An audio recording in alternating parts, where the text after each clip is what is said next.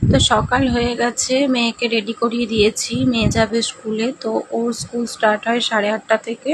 তো okay ready করে দিয়েছি, তো খেলছে রেডি হয়ে। আমি ওকে বললাম চ বাবা খাবি, চ ভাত খাবি? তো দিয়ে বলছে না মা এখন খাবো না, আমি এখন খেলবো। তো এখন খেলতে ব্যস্ত। তো ওকে আমি একটু বকলাম, দিয়ে চলো মাম্মাম ভাত খাবে চলো। তো 8:30টার সময় ও স্কুল যাবে, বাড়ি ফিরবে প্রায় 1টা বেজে যায়। তো ওকে রেডি করিয়ে দিয়েছি, এবার চলো ওকে খাইয়ে নেব।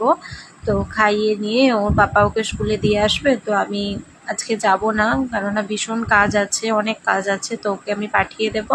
তো ও চলে যাবে স্কুলে। তারপর আমি আমার বিছানাটা একটু গুছিয়ে নিলাম, চাদরটা একটু চেঞ্জ করে দিয়ে অন্য চাদর পেতে দিলাম, কেননা মানে ডেলি তো কাচতে হয়, যেহেতু ছোট মেয়ে নোংরা করে। তো ডেলি কাচি। তো একটু চেঞ্জ করে দিলাম চাদরটা। তো চেঞ্জ করে একটু বসে রইলাম, এবার স্নানে যাব। তো ভাবলাম একটু ভিডিও করি, তো সেই ভিডিওটা তোমাদের সাথে একটু শেয়ার করব। তো চলে এলাম, মানে প্রতিদিনই আমার ডিউটি থাকে এই কাজগুলো। তো মেয়ে স্কুলে চলে গেছে, এবার ওকে আমি খাইয়ে দাইয়ে পাঠিয়ে দিয়েছি। তো এবার আমি ঘর গুছিয়ে নিয়েছি, এবার আমি স্নান করব, আরও অন্যান্য কাজ আছে।